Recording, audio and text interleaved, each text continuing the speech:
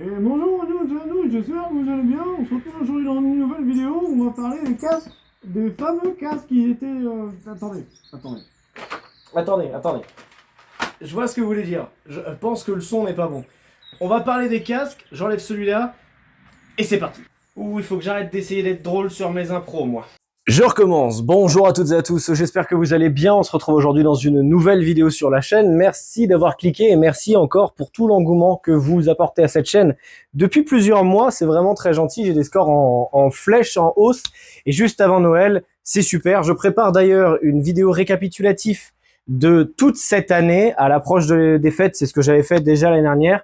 Donc, elle arrivera entre le 24 et le Nouvel An et ce sera la dernière vidéo de l'année. Aujourd'hui, on est là pour parler des casques, des différents types de casques, de l'homologation, de ce que vous avez le droit de faire, pas le droit de faire. Vous vous doutez bien que je vais pas faire un épisode où on va simplement parler de ce qu'on se fout sur la tête. Le but, c'est de comprendre pourquoi on le fout sur la tête, qu'est-ce qu'il y a à savoir, qu'est-ce qui est important, qu'est-ce qu'on risque.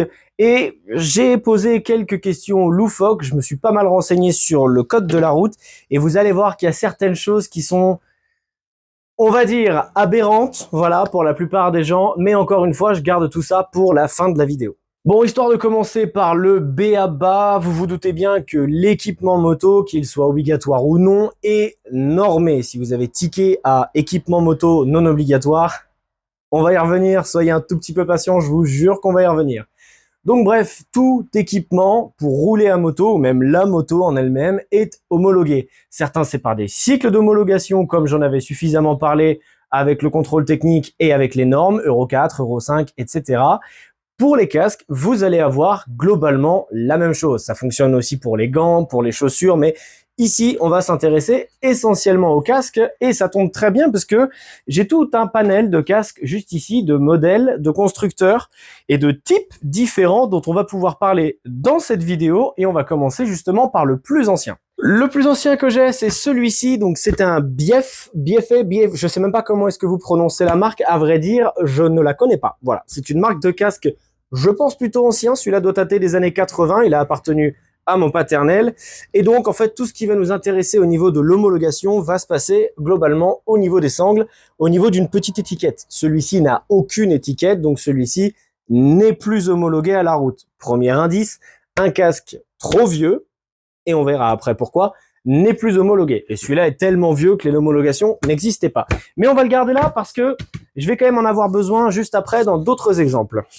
Les homologations que vous pouvez trouver sur les casques, elles sont souvent écrites soit avec des lettres, soit avec des chiffres, ou les deux. Vous avez par exemple, la plus courante ces derniers temps, c'est ECE, R5 ou R6. C'est la partie chiante de la vidéo, voilà, c'est les normes, comme d'habitude.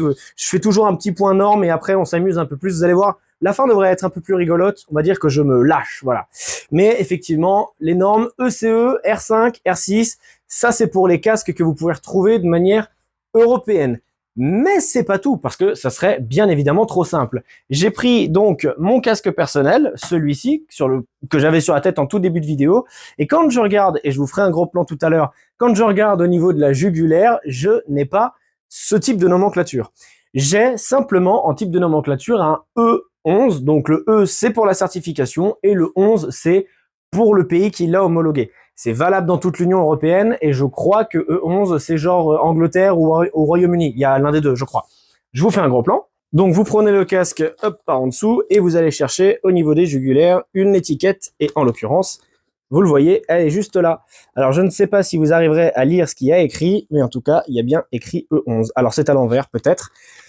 Mais voilà, donc ce petit E11, qu'est-ce que ça veut dire? Ça veut dire que le casque est homologué. On parlera de pourquoi, évidemment, c'est important juste après, mais vous vous doutez bien que si vous faites arrêter avec des choses qui ne sont pas homologuées, ça va mal se passer.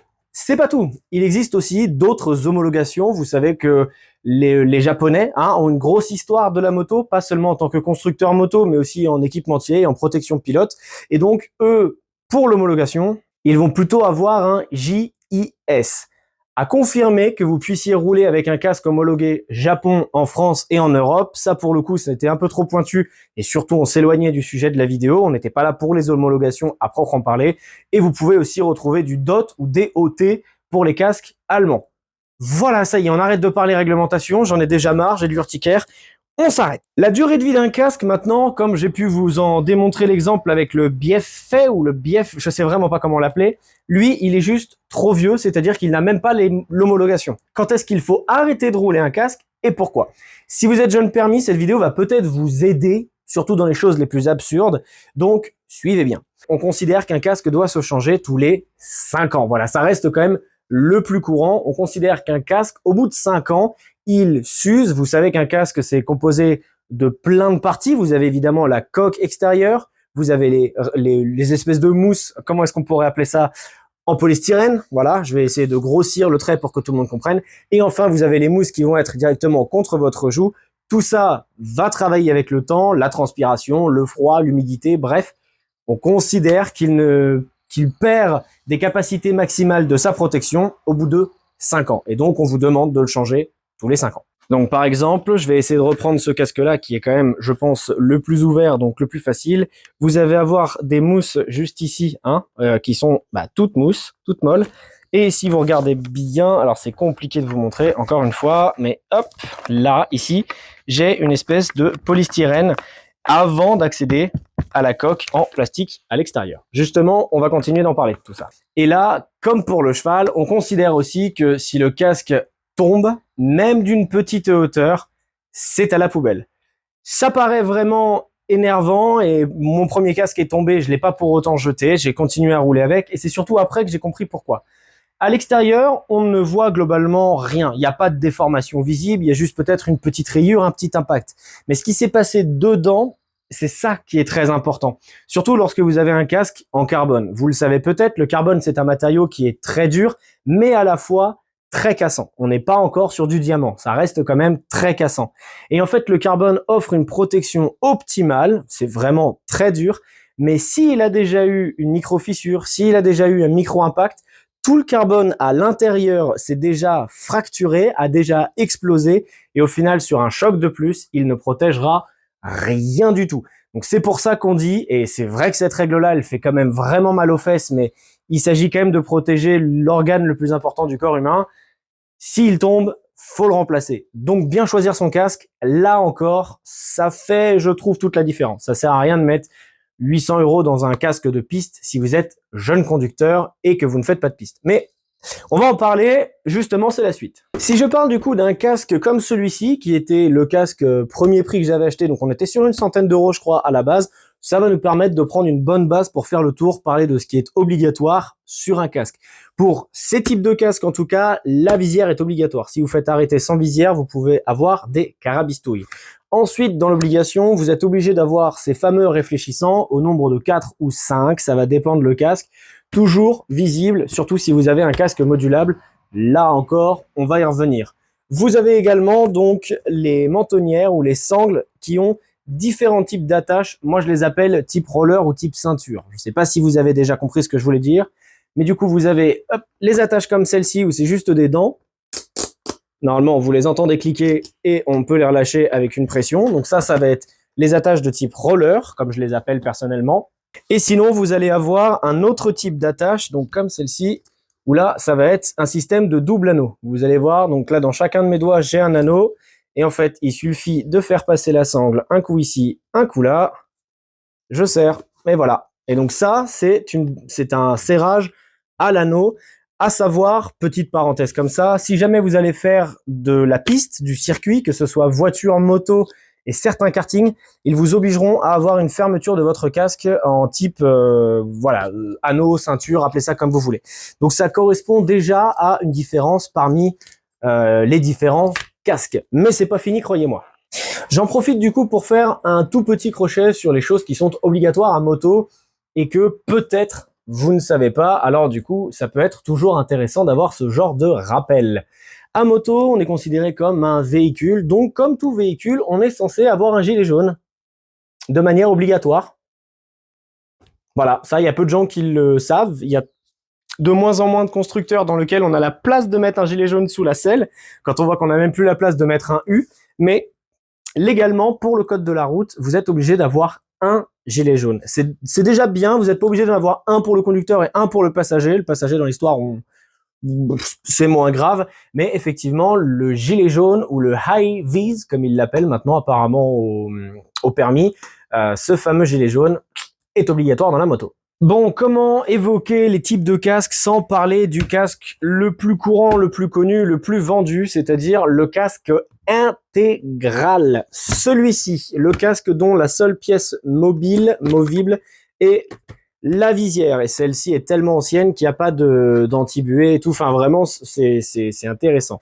Et on va faire un petit comparatif avantage-inconvénient en partant à chaque fois d'un casque à la fois. Donc forcément, si vous cherchez de la protection, celui-ci englobe toute votre tête, donc c'est number one. C'est un casque qui, parce qu'il est monocoque, va offrir une très bonne sensation à haute vitesse, c'est-à-dire qu'il ne va pas y avoir de flottement, de jeu dans le casque, surtout pas s'il est à votre taille. C'est un casque, et on le verra tout à l'heure, qui protège notamment la mâchoire, qui est une partie du corps un peu importante et qui est soumise à des gros problèmes, surtout en cas de glissade sur le béton. Ça fait pas du bien, donc le faites pas, protégez vos mâchoires, voilà, l'intégrale, c'est bien. Et aussi, forcément, comme il n'y a pas d'impact 10 ou de trucs comme ça, c'est le meilleur casque d'insonorisant phonique, c'est le meilleur casque pour vous protéger de la pluie. Voilà, c'est quand même effectivement la grosse bulle qui vous protège de tout, il y a très peu de turbulences à haute vitesse, et encore une fois, petit crochet sur les casques intégraux de sport. Il existe depuis plusieurs années, longtemps maintenant, des casques vraiment typés piste, typés méga ultra sport de la mort ou des Pista, comme vous pouvez trouver. Et ce sont des casques très souvent de type intégral et eux, la seule différence qu'ils vont avoir, c'est un alliage beaucoup plus léger. Généralement, ils ne sont plus faits en polyuréthane, mais directement en carbone ou en alliage. Donc, c'est vraiment très léger, le but est d'être très léger et très souvent aussi ils ont des appendices aérodynamiques sur l'arrière de la tête, c'est des casques qui vont avoir une forme un peu plus profilée, un peu plus longue qui va permettre, là encore dans un but de compétition, d'offrir au pilote la meilleure sensation de vitesse, le moins de turbulence et le plus d'aérodynamisme sur le casque. C'est vraiment étudié pour la compétition, si vous voulez mon avis, ça n'a aucun intérêt sur la route, si ce n'est d'être joli. Certains trouvent ça joli, certains trouvent ça dégueu, donc vous n'aurez pas mon avis sur la question. Hormis le look, perso, je vois pas l'intérêt. Dans les quelques autres différences qu'on peut noter avec un casque piste, c'est qu'effectivement, la visière du casque piste va être légèrement différente parce qu'on va moins avoir besoin de hauteur, mais plus de largeur pour voir ce qui se passe à côté, etc. Bref, l'architecture du casque est légèrement différente. Pareil, toujours dans un but de gagner du poids, éviter que le pilote ait la nuque qui travaille de trop, même si je vous assure ça travaille, ce sont des casques qui sont aussi allégés à l'intérieur et qui donc sont un peu moins sonorisés, un peu plus ventilés. Bref, c'est une espèce de compromis, mais encore une fois sur la route. Mais vous vous doutez bien que le casque intégral n'a pas que des avantages. La vie est faite de compromis. C'est ce que je vous ai dit, vous êtes littéralement piégé dans une boîte. Alors, c'est super, mais ça pose deux problèmes. Le premier, ça va être de l'enfiler. La seule ouverture que vous avez, c'est ici. Et effectivement, la technique, les anciens connaissent, c'est globalement, on attrape les lanières. Alors, celui-là, hop, on attrape les lanières, on les met sur le côté comme ça de toutes nos forces, et là, et on essaie de se l'enfoncer sur la tronche. Ça pose plusieurs problèmes, notamment pour les personnes qui mettent des bouchons ou des appareils auditifs. On en parlera dans la vidéo, j'ai un pan dessus parce que moi-même je suis concerné, mais effectivement, c'est un peu plus galère à mettre. Autre chose, comme c'est une grosse boîte, une fois que vous êtes enfermé dedans, il fait chaud et il fait vite chaud dans un casque intégral. Alors oui, vous avez la possibilité de rouler avec la visière ouverte, mais pour le coup, c'est juste les yeux qui vont en prendre plein la gueule, c'est pas forcément très agréable, quitte à rouler avec des lunettes. Bon, encore une fois, c'est une histoire de compromis. Typiquement, il n'est pas très adapté aux livreurs ou aux chauffeurs. Voyez, typiquement, le genre de mecs qui ont besoin de s'arrêter, de prendre la commande, de parler, etc. C'est un casque qui est chiant à mettre et à enlever. Pour un livreur qui va enlever son casque environ 1000 fois par jour, c'est relou. Et pareil, typiquement, vous vous arrêtez à une station, vous avez juste envie de boire, vous avez envie d'une clope, vous avez envie de quoi que ce soit. C'est chiant, il faut enlever son casque. Mais c'est pas le seul casque qui existe. Je vous présente donc mon casque personnel, celui avec lequel je roule tous les jours. C'est celui, donc c'est un Shark, je crois, la mémoire. Bon, la marque, globalement, on s'en fiche. Mais surtout, ce qui va pouvoir en étonner quelques-uns, c'est ceci. Hop, voilà. La mentonnière passe complètement à l'arrière de la tête et je garde la possibilité de baisser la visière en roulant. Et en plus, comme sur beaucoup de casques modernes et récents, j'ai une lunette à l'intérieur du casque. Donc c'est vraiment modulable dans le sens où je peux décider de rouler avec la mentonnière fermée et avec les lunettes de protection, ou alors si même avec ça j'ai trop chaud, je peux décider de rouler comme ça. Et ce casque-là fait plein de casques en un, parce que ça, c'est un autre nom de casque qu'on verra juste après. Et dans le modulable, on a globalement deux catégories. On va avoir celui-ci, qui s'appelle visiblement modulable urbain, et celui qui s'appelle modulable touring. Qu'est-ce que c'est la différence? Eh ben, elle est assez subtile. Je ne sais pas si vous allez réussir à le voir. Alors, non, il faut que ça soit fermé. Voilà.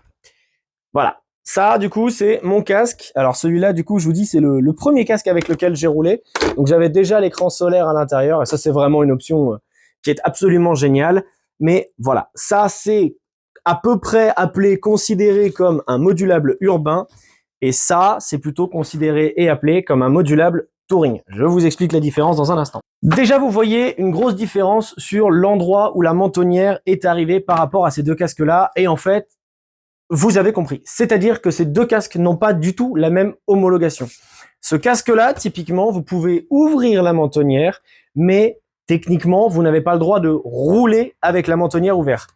Là encore, ça se vérifie du coup sur l'étiquette. Alors ça, c'est une étiquette E1, donc celle-ci date un petit peu, je vous l'ai dit, hein, celui-ci, je sais même pas si c'était une marque ou quoi. S-Line, ouais, non, je crois que... Je sais pas, c'était juste un S avec écrit S-Line. Bon, je sais pas si c'était une marque, en tout cas, il m'a vraiment rendu de fier service. Et celui-ci, sur l'étiquette, et elle va être plus facile pour moi à vous montrer. Donc l'étiquette comme ceci, c'est E1, et vous voyez qu'à ce niveau-là, j'ai un P avec un slash. Le P avec un slash dans l'homologation d'un casque modulable, ça veut simplement dire que le casque est homologué fermé. Voilà. Comme ça, c'est comme ça en fait que les tests sont faits d'homologation pour ce casque. C'est tout fermé. C'est-à-dire que là, en cas de crash test, vous êtes protégé. Si par contre, vous roulez, il a pris un peu de jeu. Si vous roulez comme ça, il n'y a pas le J, donc vous n'êtes pas couvert pour une autorisation route avec la visière relevée. Ça paraît anodin, ça paraît bête, mais si demain vous avez un accident avec ce casque-là, un accident dont vous n'êtes pas responsable et que la personne fait une expertise ou quoi que ce soit et qu'on voit que vous rouliez casque ouvert, à ce moment-là, c'est comme si vous n'étiez pas homologué pour rouler et donc tout peut être de votre faute. Donc c'est pour ça que c'est du détail, mais le diable est dans les détails, donc faites attention à ce que vous faites. À l'instar de celui-ci, du coup porte une double homologation, je vais vous montrer l'étiquette juste après. Lui du coup a le PJ. Le P pour dire que vous pouvez rouler tout fermé et le J pour dire que vous pouvez rouler ouvert. Souvent, c'est pas un cas absolu, mais souvent, les casques qui ont la mentonnière qui partent de manière aérodynamique derrière sont des casques qui ont plus de facilité à être homologués comme ça.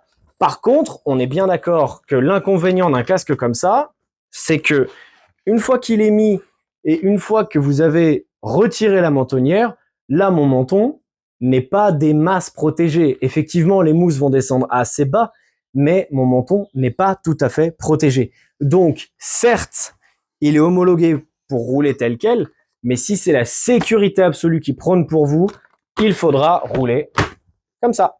Et donc, si j'arrive à vous montrer l'étiquette, vous devriez voir juste ici, alors c'est sous une tache de gras, de caca, mais donc vous avez bien la notion P/J. Voilà, je ne sais pas si c'est très lisible encore une fois, mais sous la tache de merdouille, vous avez bien P/J. Je vous ai appris quelque chose ou je vous ai rien appris? Vous le saviez? Bon, bah si vous le saviez, tant mieux, on va continuer sur la différence avec ces deux casques. Parce que forcément, ils n'ont pas non plus le même usage. Le casque dit urbain dans un premier temps, donc on va vraiment prendre l'exemple de celui-ci, hein.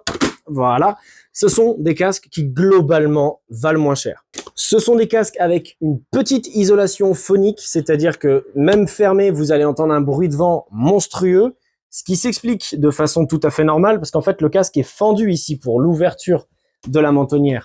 Donc vous avez forcément plus de passage d'air que sur un casque intégral, comme je parlais tout à l'heure, qui lui est fermé partout. Lui, c'est une boîte complètement hermétique. Là, vous avez une boîte passablement pas hermétique qui est faite pour s'ouvrir. Et donc forcément, toute la partie ici, là, le vent peut s'engouffrer. Et globalement, croyez-moi sur parole, c'est un casque dans lequel vous allez en prendre quand même plein la gueule. Donc, étant donné qu'on n'a pas le droit, normalement, de rouler casque ouvert, mais qu'on peut l'ouvrir et le fermer à chaque feu rouge, par exemple, ou à chaque stop, histoire de prendre une bonne bouffée d'air, et que c'est un casque particulièrement bruyant quand on prend la route, vous l'aurez compris, ce casque-là fonctionne davantage pour la ville et le centre-ville, pour les petits trajets, on va dire. D'autant qu'il offre une protection bien plus satisfaisante qu'un jet dont on va parler dans un instant. Pour moi, c'est le compromis parfait pour qui fait de la ville. À l'époque, j'en faisais, c'était largement suffisant. Et donc forcément, tout ce que le petit fait mal, on va dire que le gros le fait mieux. Ce sont des casques généralement qui coûtent plus cher. Celui-ci, je crois qu'il était autour des 400 €. Il faudra vraiment que je vérifie. Donc celui-ci, pour tous ceux que ça intéresse, c'est le Scorpion Exotech Evo. Voilà, je ne sais pas s'il est encore à la vente, mais sans déconner, je vous le conseille tous les jours parce que je m'éclate depuis que je l'ai. Je m'en lasse pas, il est beau, il est parfait, il est insonorisé, il est facile à manipuler, j'ai jamais cassé une bulle, rien du tout. Bref, je recommande. Ils sont effectivement un peu plus chers parce qu'en fait, tous les défauts de celui-ci, il va devoir les combler. C'est-à-dire qu'il va devoir être plus performant à haute vitesse, ou en tout cas plus insonorisé à haute vitesse, plus adapté, permettre une meilleure protection ouverte, donc clairement partir du principe que le pilote va pouvoir légalement rouler ouvert sans risquer de perdre toute sa mâchoire et tous ses organes. Donc c'est des casques qui ont quand même un peu plus de travail sur les bras. Ce sont des casques qui sont souvent quand même plutôt destinés à un usage mixte, on va dire, c'est-à-dire un peu de route, un peu d'autoroute, ou surtout quand on a une machine comme la FJR qui offre une bonne protection. Hein, je roule ouvert tout le temps. Voilà, je vous le dis, c'est comme ça que ça se passe. Mon trajet, c'est je roule comme ça, avec la bulle de la FJR en bas. J'aime bien prendre le vent dans la gueule, ça me rafraîchit parce que j'ai tout le temps trop chaud, donc c'est juste parfait. Et il est de base très insonorisé, mais on y reviendra encore un petit peu plus tard dans la vidéo. En plus, caractéristique intéressante de celui-là, parce qu'il est assez récent, il possède le pin lock. Mais le pin lock, qu'est-ce que c'est? Eh ben, donc ça va se situer directement au niveau de la visière. Et si vous regardez bien, j'ai une visière sous la visière. Alors, comment est-ce que je peux vous montrer ça? Ouais, vous voyez une démarcation. Là, ici, ça là. Suivez mon doigt. Là, il y a une deuxième démarcation. Le pin lock, du coup, c'est un écran qu'on va venir foutre directement sur votre visière. Et me demandez pas trop comment ça marche. C'est un anti-buée. Et c'est super efficace comme anti-buée. Donc ça, encore une fois, c'est vraiment pas mal. On n'est pas obligé de rouler tout le temps en hiver pour éviter la buée avec la mentonnière ouverte. Et ça, c'est cool. Et encore une fois, ce qui est très appréciable sur ce type de casque, c'est que vous avez juste ici un petit saut de vent au niveau du nez qui dévie bien l'air sans vous le mettre dans les yeux. Et c'est très agréable. Et le pompon, c'est que juste ici, au niveau du menton, vous avez un coup de vent aussi au niveau du menton. Donc, je ne suis pas très frileux, donc je ne saurais pas vous dire si c'est très efficace. En tout cas, ce casque-là, sincèrement, depuis que je l'ai, j'ai aucune envie de m'en passer ou de passer à autre chose. Ensuite, il va exister les casques jet. Alors, je n'en ai pas ici officiellement de jet, mais pour tous ceux qui se demanderaient ce que c'est qu'un casque jet, eh ben, c'est un casque qui se présente comme ceci, c'est-à-dire ouvert en permanence en bas, et vous avez simplement une visière qui monte et qui descend. Voilà. Vous n'avez pas de mentonnière intégrale comme sur un casque intégral, et vous n'avez pas le côté modulable d'un modulable. Vous avez vraiment une coque qui fait les 3/4 de votre tête, plus une visière généralement très grande, puisqu'elle descend généralement au niveau du menton, elle est vraiment plus grande que celle-ci, pour vous protéger. Ce casque-là est aussi un bon compromis pour ceux qui voyagent en ville. Exactement comme ce type de modulable, ça typiquement si vous avez trop chaud, vous ne pouvez pas rouler ouvert. Avec un jet, vous pouvez simplement ouvrir la visière, rouler avec une paire de lunettes et à ce moment-là, vous êtes tranquille, surtout si vous avez trop chaud. Donc comme je vous le disais, le jet c'est un peu un compromis entre un modulable et simplement une grosse visière avec un casque qui est ouvert au niveau de la mentonnière. Vous vous doutez bien qu'il a pris certains des inconvénients, certains des avantages, mais c'est essentiellement un casque qui se distingue et qui se désigne par défaut pour la ville. Je vous déconseille sincèrement de prendre l'autoroute avec un casque jet parce que vous n'êtes pas protégé de la pluie, vous n'êtes pas protégé du vent, vous n'êtes pas insonorisé, globalement, vous allez en prendre plein la gueule, ça risque de pas être très agréable. Et surtout, pire des cas, en cas de chute, le casque jet, généralement, est quand même un casque qui a moins de parties autour de vous pour vous protéger la tête. Vous n'avez pas de mentonnière rabattable, donc toute la partie basse est ouverte, justement pour favoriser au maximum au pilote de respirer. C'est parfait pour la ville, pour les petits centres-villes urbains, même pour quelques balades de quelques kilomètres, mais évitez l'autoroute avec ce genre de casque, s'il vous plaît. Et ensuite, là, je vais pas pouvoir vous montrer parce que je ne les ai pas, donc il y aura des petites photos au montage. On va parler dans un premier temps des casques off-road. Les casques off-road, donc bon, vous avez compris, c'est pour aller dans les champs globalement, c'est pour en prendre plein la gueule avec de la boue. C'est des casques qui offrent une bonne visibilité. Généralement, vous avez une visière ou une casquette, vous avez l'emplacement pour mettre les lunettes, c'est bien ventilé parce que ça reste du sport, donc il fait chaud, et vous avez normalement une bonne vision sur ces casques-là. Ce sont des casques qui sont pensés pour en chier et pour tomber, donc généralement ils sont quand même bien renforcés. Vous pouvez avoir des adaptations de menton en caoutchouc, et c'est surtout des casques qui normalement sont plus confortables que la moyenne. Pour de l'off-road, je précise. Vous vous doutez bien, j'ai parlé d'un casque avec plein d'aération, donc c'est un casque qui n'est pas très insonorisé, c'est un casque qui ne vous protégera pas beaucoup de la pluie si jamais il pleut, donc clairement c'est un casque à garder dans le coffre pour aller faire le con le week-end. C'est clairement pas un casque pour tous les jours sur la route. Et pareil, un petit disclaimer, on va dire, mais cette fameuse casquette que vous avez sur le casque, elle peut vous servir et vous desservir. C'est-à-dire que pendant que vous faites du cross, elle va vous empêcher de prendre le soleil dans la gueule. Mais si vous tombez, et surtout sur du béton, surtout sur de la route, là où je vous déconseille de l'utiliser, cette casquette-là, si elle ne casse pas, elle risque d'emmener votre tête et d'emmener votre tête dans un endroit qui est pas censé forcément y aller.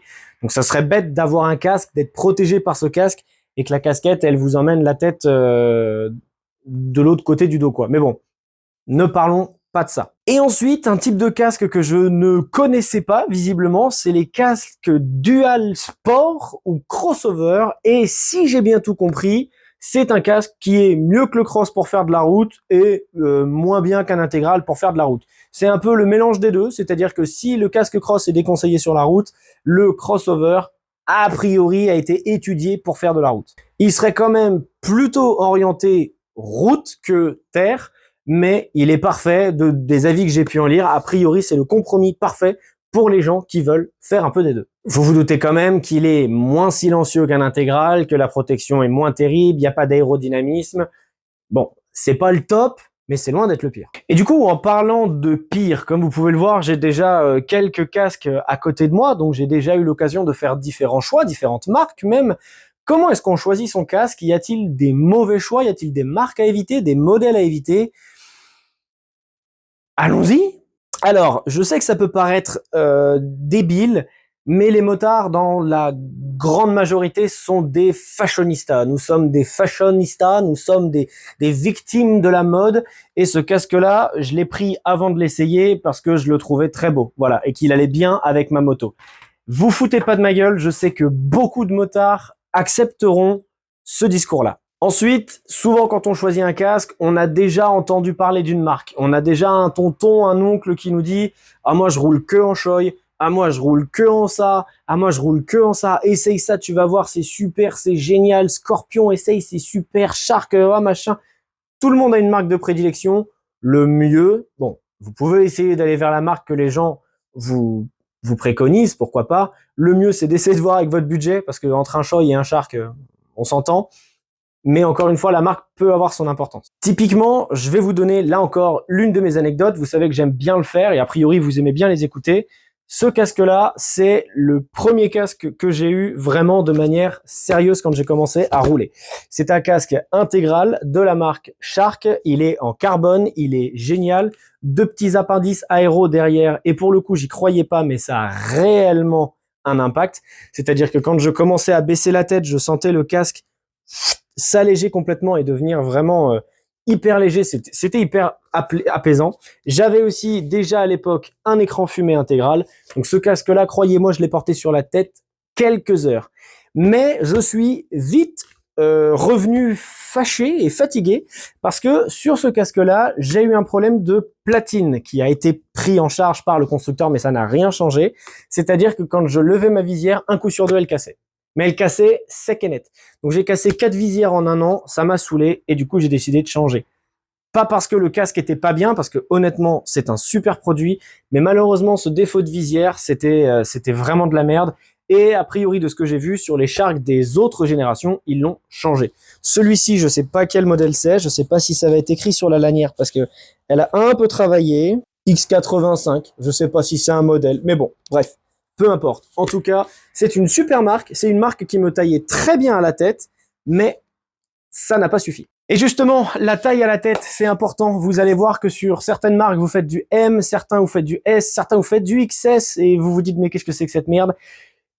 Essayez un maximum de casques sans forcément tenir la marque en considération. Là encore, c'est important. Pour vous citer là encore un exemple, celui-ci, donc c'est du S de ces Shark, et il était pile poil à ma taille. Celui-ci, je crois qu'on était déjà sur un XS. Ouais, celui-ci, on était déjà sur un XS. Et pareil, le Scorpion, donc le tout dernier, le tout récent, celui-ci, c'est pareil. Il me semble que c'est un XS aussi. Voilà, c'est un XS. Donc, je passe de S à XS. J'avais essayé un autre casque avant. Lui, c'était du M. Le mieux, c'est d'essayer. Donc, si vous arrivez à ne pas trop flasher sur un look, essayez. Il y en a dans lesquels vous allez vous sentir bien tout de suite. Il y en a dans lesquels tout de suite vous saurez que c'est pas pour vous. Essayez. Chaque tête a sa marque. Et c'est un peu ce que j'ai trouvé. C'est-à-dire que, anecdote personnelle, mon père adore les casques Shoei, je crois, et n'a roulé qu'en Shoei pendant très longtemps. Shoei, je mets ma tête dedans, je flotte. Voilà. Peu importe la taille, c'est pas fait pour moi. Donc Shoei, tant pis, c'est pas grave. Il y a d'autres très bonnes marques. Actuellement, Scorpion, qui est une marque plutôt milieu de gamme. Et personnellement, je me régale.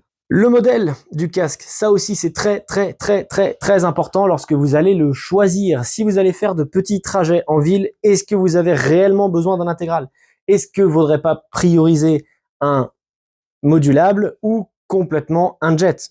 Là, c'est vous qui voyez. Mais pour le coup, pensez à l'été, pensez à l'hiver. Je pense que le modulable fait bien la part des choses. Là où effectivement le jet en hiver c'est chiant et l'intégral en été enfin, sauf si vous aimez avoir chaud, mais c'est pas mon cas. L'expérience du pilote, ça rentre aussi en compte lorsqu'on choisit son casque. Parce que, alors, c'est du préjugé, s'il vous plaît, ne m'insultez pas dans les commentaires, mais les jeunes permis sont généralement plus tête en l'air, font généralement moins attention. La chute, même bête, à l'arrêt, elle arrive plus vite. Ou alors, vous savez, le truc, j'enlève mon casque, je pose le casque sur le réservoir, et hop, le casque, il est par terre.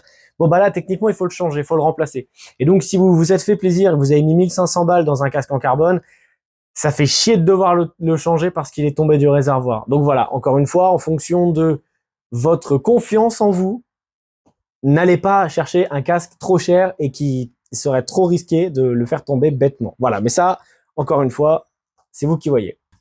Et maintenant, personnellement, je m'étais posé toute une petite série de questions et donc je vais vous les poser et vous allez me dire si vous aviez 20 sur 20 à ce quiz ou pas et de me dire d'ailleurs est-ce que ça vous intéresse. Donc, la première question, existe-t-il des réglementations au niveau des visières des motos? Bonjour, c'est le Gatien du futur qui fait cette vidéo.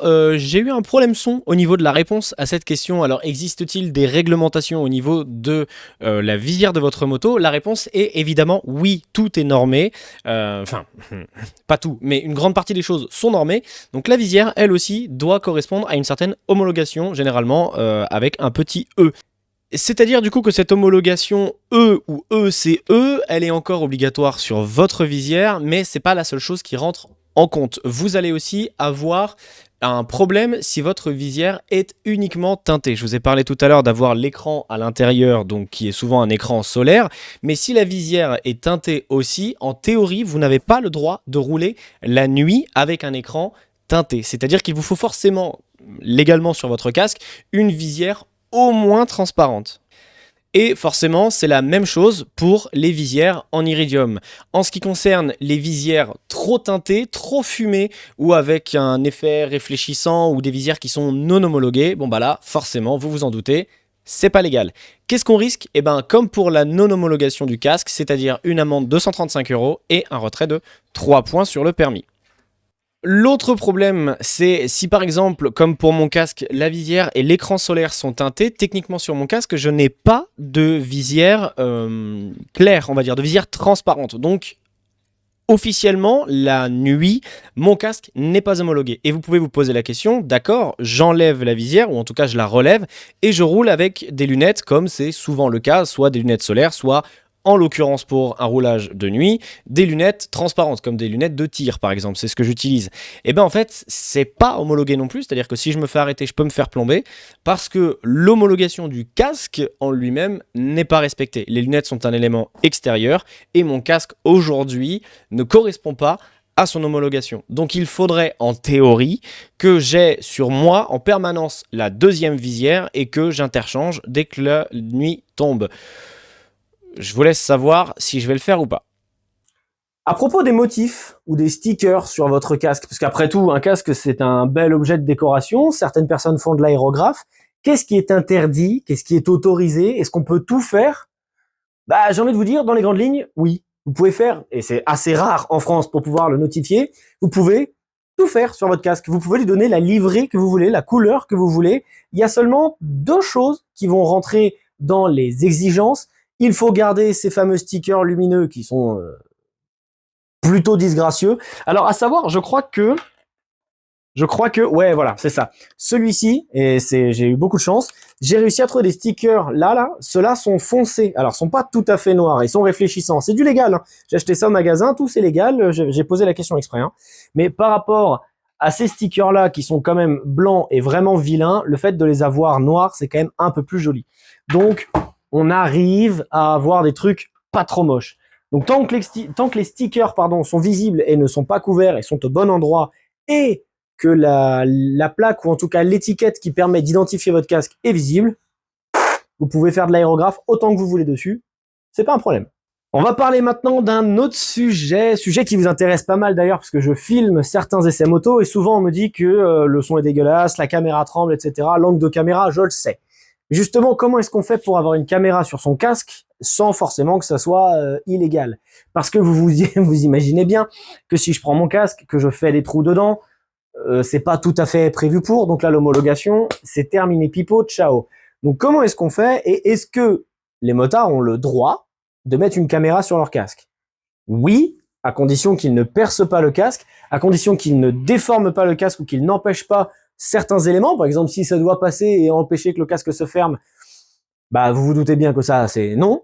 Mais le plus important, c'est surtout, faites attention à vous lorsque vous mettez votre caméra. Moi, je le sais, c'est pour ça que je fais très attention. Ma caméra, comme j'ai une mentonnière amovible et que je roule tout le temps ouvert, pour pouvoir filmer des images, ma caméra, elle est ici. Et donc, elle dépasse du côté de mon casque. Ce qui fait que j'ai beaucoup de vent qui arrive ici et j'ai la tête qui a tendance à quand même un peu être prise. Mais surtout, c'est ce que je disais tout à l'heure pour les motocross et leur visière. Si je tombe et que la caméra m'emmène d'un côté ou de l'autre, ça peut être fatal. Donc faites très attention. Je cherche actuellement un autre moyen pour fixer une caméra là-dessus. J'ai pensé à fixer une caméra directement sur la moto, pas sur le casque. C'est beaucoup de frais, c'est beaucoup d'ingénierie et ça me ferait chier de la perdre en route. Et puis bon, c'est pas forcément le temps pour filmer de beaux essais dehors dans la rue. Donc ça attendra probablement les prochaines saisons. Mais voilà, à propos de ces 2-3 questions, pour l'instant, on est quand même plutôt libre à moto. Et maintenant, une nouvelle petite série de questions que j'ai intitulée « En moto, on est tous plus ou moins cons. Il se passe quoi si on décide de faire un peu le con ?» Alors vous vexez pas, hein, on y vient. La première question que j'ai eue en tête tout à l'heure, c'est est-ce que fumer à moto, on a le droit? Eh ben, je vous donnerai la réponse tout à l'heure. Je vous laisse chercher un petit peu parce que vous savez probablement qu'en voiture c'est interdit. Donc je vous laisse savoir si à moto, a priori, on a le droit. Et on passe à la question suivante. Je vous répondrai à tout ça tout à l'heure. Là, on va passer à une autre question parce que j'ai entendu tout et son contraire et pour le coup, je voulais démystifier. On a probablement, enfin en tout cas, vous avez peut-être déjà, vous comme moi, vu des livreurs passablement dans le rush avec le casque et le téléphone dans le casque pour appeler le client. Je me suis demandé, est-ce que c'est légal en fait? Dans la mesure où le téléphone est éteint, oui, vous pouvez rouler avec votre téléphone ici à l'oreille dans la mesure où le téléphone est éteint. Par contre, si le téléphone est allumé, genre une conversation téléphonique ou quoi, là c'est interdit. Ça rentre comme une contravention utilisant un appareil sonore et donc c'est 135 € et 3 points. Mais en tout cas, quand vous voyez juste le téléphone éteint, typiquement le livreur qui a des grosses moufles et qui juste appuie sur le bouton pour appeler sa cliente quand il est descendu de son scooter, ça marche. Évidemment, vous vous en doutez, j'en ai déjà parlé tout à l'heure, qu'est-ce qui se passe si on ne ferme pas les sangles de son casque, si c'est considéré comme un non-port du casque. C'est voilà, c'est aussi simple que ça, et c'est 135 € et 3 points aussi. Donc, je sais que je suis pas le seul, certains motards ont le même tic que moi, mais c'est vrai que souvent je vérifie que ça soit bien fermé, quoi. Je remonte un peu le blouson, puis hop, ok, c'est fermé. Parce qu'effectivement, donc, alors ça peut arriver à tout le monde, hein. Je pense que si vous vous faites arrêter, il y a peut-être une chance de tomber sur des gens qui comprennent, mais l'amende elle pique un peu quand même, hein. Ensuite, je me suis demandé, parce que souvent à 30 km/h ou à 50, je m'ennuie. Mais alors je m'ennuie. Et donc, j'ai pris la fâcheuse habitude de slalomer entre les bouches d'égout ou entre les marquages au sol. C'est-à-dire que vous me voyez souvent faire des petits gauche-droite comme ça. Mais rien de bien méchant, hein, mais juste des petits gauche-droite comme ça. Et bien en fait, la loi est assez floue à ce niveau-là, donc sachez que c'est soumis à l'interprétation des gens qui vont vous arrêter. Globalement, si vous ne le faites pas vite, on peut pas vous dire grand-chose, mais si vous le faites un peu trop vite ou un peu trop saccadé ou quoi que ce soit, on peut considérer que vous n'êtes pas maître de votre véhicule, et à ce moment-là, vous connaissez la chanson, c'est 135 €. Donc techniquement, en fait c'est un peu comme tout, vous pouvez le faire, mais vous faites pas gauler, quoi. Puis ça m'empêchera pas de le faire, parce que à 50, dites-le dans les commentaires, à 50 en moto, on se fait chier, non? Et là, on va rentrer sur 2-3 autres questions qui m'intéressent particulièrement. Le téléphone à moto. Je sais pas si vous, ça vous intéresse ou si vous y êtes confrontés. Certains ont connu le vieux GPS à l'ancienne, certains le GPS dans la valise. Maintenant, on a le téléphone. Il y a beaucoup de quad lock ou de trucs comme ça pour les guidons. C'est quelque chose qui est très, très mis en avant. Qu'en est-il du téléphone à moto? Le téléphone à moto est régi par la même loi que pour l'auto, c'est-à-dire qu'il est interdit de tenir votre appareil dans les mains. Et c'est là où on arrive dans le droit et dans toutes les petites carabistouilles, c'est-à-dire que s'il est sur son support de téléphone et qu'avec votre index, vous pianotez dessus, vous ne tenez pas dans votre main votre téléphone. Et donc, c'est autorisé de pianoter sur son téléphone quand on est à moto. Là encore, si vous êtes suivi par les gendarmes, ne vous amusez pas à le faire, ou alors c'est simplement pour remettre la navigation ou pour changer la musique. Mais techniquement, c'est légal en fait. Tant que vous ne l'avez pas dans la main, vous pouvez pianoter, même peut-être à deux mains. Je sais pas jusqu'où on peut pousser l'expérience, tu vois, mais techniquement, c'est légal. Techniquement, c'est légal. Je suis quand même obligé de vous dire, attention avec le téléphone, on voit les ravages que ça fait en voiture, on commence à voir les ravages que ça fait en moto parce que les gens se filment et font n'importe quoi, donc oui, vous pouvez le faire, mais vraiment, si c'est juste pour mettre le GPS ou la musique ou répondre à un appel ou quoi que ce soit, mais on évite d'écrire des textos ou de regarder TikTok, quoi, ça je cautionne pas, c'est pas bien, c'est pas bien. Vous avez vu YouTube? Je défends c'est pas moi, hein. C'est pas moi qui dis, hein. C'est pas moi, j'ai pas dit. Et avant d'arriver à la dernière question et au dernier point peut-être un peu crucial de cette vidéo, qu'est-ce qui se passe si on lâche la main, voire les mains du guidon de sa moto? Parce que j'ai tout entendu là aussi, on n'a pas le droit, on a le droit, on s'en fout, on fait ce qu'on veut, il y en a bien qui lâchent les pieds, on peut mettre les pieds là où on veut, etc. Bon, alors pour les pieds, il n'y a pas vraiment de règle, parce qu'on considère effectivement que des fois, ça fait du bien de s'étendre, donc j'ai rien trouvé en tout cas de concret qui empêcherait les motards d'enlever les pieds des cale-pieds. Par contre, pour le guidon, c'est un petit peu plus logique, mais ça reste quand même très permissif, hein. On est quand même sur un véhicule où je pense les gens qui écrivent les lois ont un peu conscience que ça peut fatiguer de rester comme ça, ou surtout comme ça là pendant des heures et des heures. Donc, il est dit ceci. Je vais vous lire le petit passage parce que ça fait partie de mes notes, j'ai pas tout ça en tête. Alors, il est dit dans l'article R 412-6 du Code de la route, le sauriez-vous, que tout conducteur doit être en maîtrise de son véhicule en toutes circonstances. Du coup, est-ce que vous pouvez lâcher une main ou pas? Bah c'est pareil en fait, c'est soumis vraiment à beaucoup d'interprétations. Si vous lâchez une main et que vous arrivez à tirer tout droit et que rien ne se passe, d'accord. Si par contre vous faites un oh là là là là et qu'il y a quelqu'un derrière vous, vous risquez le pimpon. Et par contre, pour le coup, lâcher les deux mains, là, bah, c'est pas autorisé parce que vous devez être maître de votre véhicule en tout temps. Et on considère que bah, si vous n'avez pas les mains sur le guidon, vous n'êtes pas maître de votre véhicule, surtout pas en tout temps. Voilà. Une grosse question, un dernier gros chapitre parce que ça me concerne personnellement, donc je voulais laisser ça pour la fin de la vidéo. Et après, on se dira ciao ciao. Mesdames et messieurs, nous allons rentrer dans la dernière phase de cette vidéo où nous allons parler des systèmes audio et des systèmes intercom. Comment faire une vidéo casque sans parler de l'audio ou de l'intercom. Les lunettes dans le casque qui vous donnent...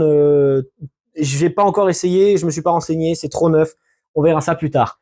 Mais l'intercom, pour le coup, vous avez peut-être pu voir tout à l'heure pendant mes différentes démonstrations que jusqu'ici, j'ai un micro et là, j'ai un boîtier. Donc, il faut qu'on en parle. Là encore, je reprends mes petites notes.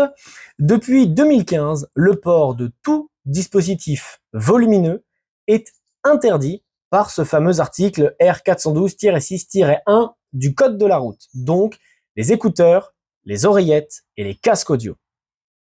Mais et c'est là où on rentre encore dans une des carabistouilles. Je déteste le juridique. C'est un enfer. C'est écrire des lois pour pouvoir les contourner. C'est un enfer, le juridique. Mais effectivement, il existe une carabistouille pour nous, motards. Tant mieux, ceci dit. Je vous lis l'article, dans les grandes lignes. Hein.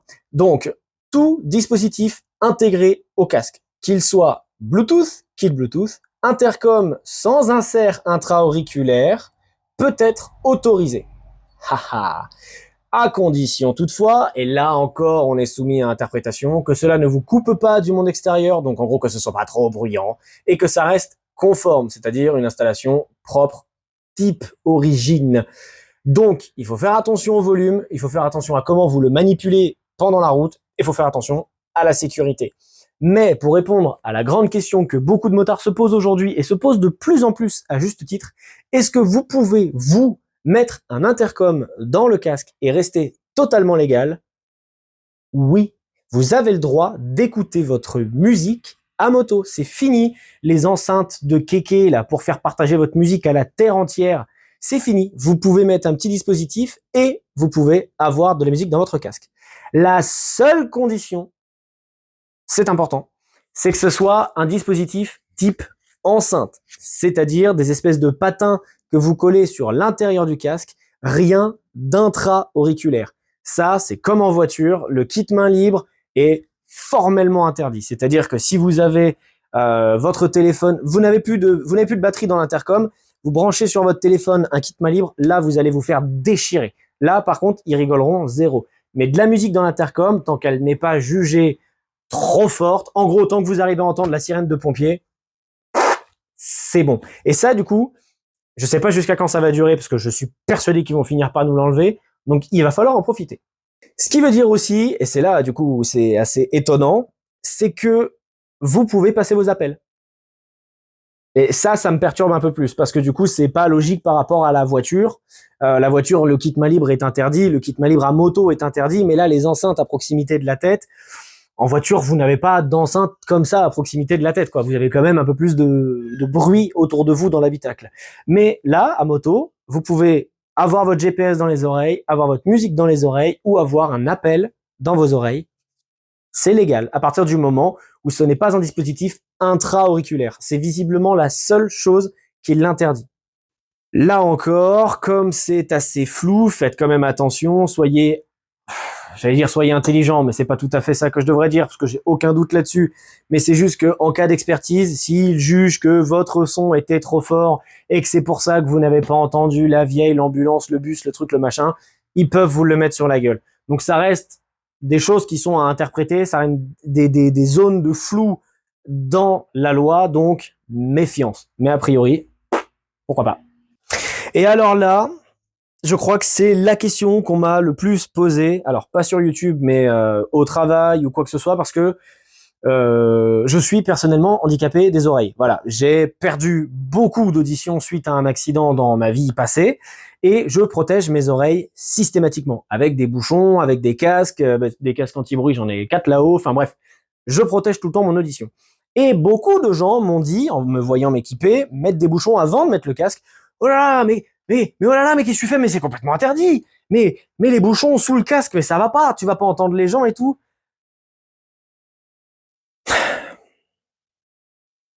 Reprenons. Il n'existe pas de texte clair et précis sur l'interdiction d'avoir des bouchons coupe-son dans un casque de moto.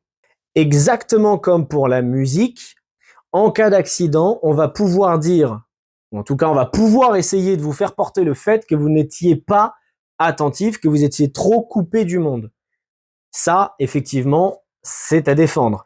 Mais il n'existe pas de texte précis contre l'utilisation de bouchons d'oreilles pour se protéger les oreilles. Alors, surtout si vous êtes comme moi handicapé ou si vous avez un problème aux oreilles, si vous avez une otite, si vous avez une hypersensibilité, que sais-je, peu importe, avec une petite ordonnance médicale, lorsque vous enlevez vos bouchons devant les gendarmes, je pense que le ton va se calmer très vite, surtout avec un grand sourire. Bonjour, excusez-moi, machin, je suis sourd.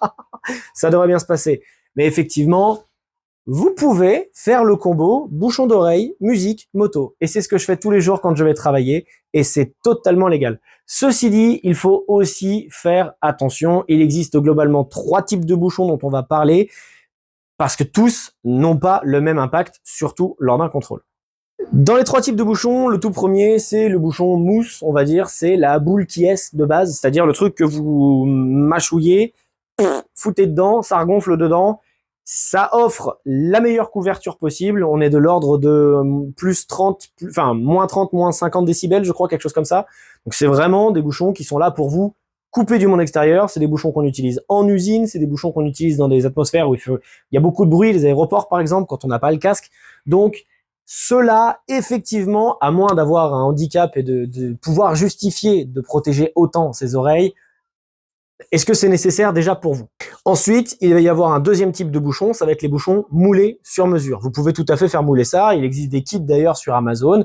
Vous faites tremper ça légèrement dans l'eau chaude, vous venez les mouler sur vos oreilles et ça vous fait une espèce de pâte dure qui est parfaitement moulée à votre oreille. Et là, ça va réduire entre 10 et 30 décibels, je crois, le son que vous allez avoir. Vous avez 2 types de bouchons et le troisième, ce sont les bouchons dédiés à la moto, donc les bouchons filtrants. Vous avez notamment la marque Alpine qui en fait, qui est même plutôt tenant du titre dans ce domaine parce qu'ils font des bouchons d'exception.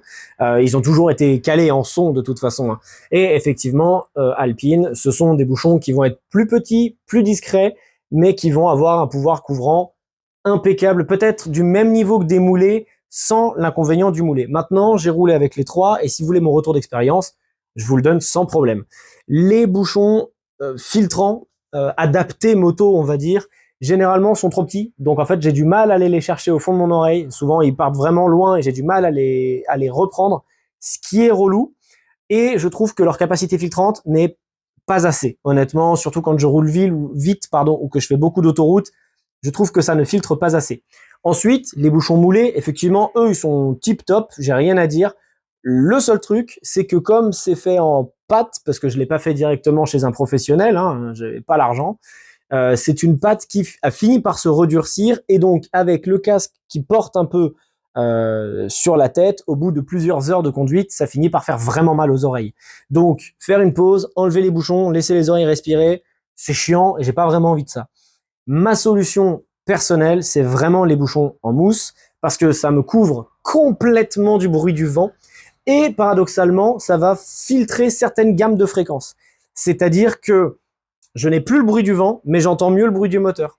Là où, sans bouchon, j'entends pas le moteur, j'entends le vent et c'est tout. Donc c'est vraiment un truc à essayer, je pense. Voilà, moi je vous conseillerais d'essayer. La route prend une toute autre tournure quand on met des bouchons, sauf bien sûr si on aime le bruit de l'échappement. Mais je vous dis, avec les bouchons, j'ai trouvé une vraie variation de ce que j'entendais, un vrai plaisir différent. Je n'entends plus le vent, en tout cas ça fait un brouhaha, mais qui n'est vraiment pas dérangeant. Et j'arrive à entendre le bruit du moteur, j'arrive à entendre les sirènes de police, j'arrive à entendre la musique. C'est vraiment juste apaisant et ça fait un bien de fou. Faut faire attention à la vitesse, ceci dit, parce qu'on est un peu plus coupé du monde et donc on se rend pas compte qu'on est à 130 parce qu'on n'a pas le bruit de quand on va à 130. Ça, voilà, c'est vraiment mon conseil particulier de ma petite anecdote particulière. Voilà. Sur ce, on va répondre à la toute dernière question et on va faire ça en images parce que j'ai envie de perdre le peu de dignité qui me reste. Alors, restez là, j'arrive. Alors ça y est, messieurs, dames, on arrive maintenant sur la fin de cette vidéo et je vous avais promis un petit test. Là, à votre avis, est-ce que j'ai le droit de conduire? Eh ben, vous avez tout à fait raison. Il me manque un truc, j'ai pas le droit de conduire. Attendez, on va recommencer. Hop, ils sont bien fermés. Et maintenant, mesdames et messieurs, qu'est-ce que vous en dites? Je suis prêt à prendre la route comme ça? Eh ben, vous avez tort. Effectivement, je peux pas prendre la route comme ça. Enfin, je pourrais. Mais bon, après tout, ça, c'est pas nécessaire, j'en ai pas besoin. Voilà. Et là, il me manque quelque chose ou je peux prendre la route? Eh ben, je pense que vous vous êtes encore trompé. Là, c'est bon, je peux prendre la route. Là, je peux prendre la route. J'ai mon casque homologué, mes gants homologués, mon gilet jaune dans la moto. Et c'est tout. Par contre, je peux prendre la route avec un cigare. J'espère que cette petite vidéo vous aura plu, mesdames et messieurs. N'hésitez pas à vous abonner. Facebook, Tipeee, comme d'habitude. Sur ce, moi, je vous fais le salut. La jambe tendue, la bouffée d'air frais. Le V à tous, soyez très prudents sur la route et surtout équipez-vous. Ne roulez pas ni en t-shirt, ni en short, ni en chaussettes, parce que c'est pas parce que vous avez le droit de le faire que c'est une bonne idée de le faire. Des bisous.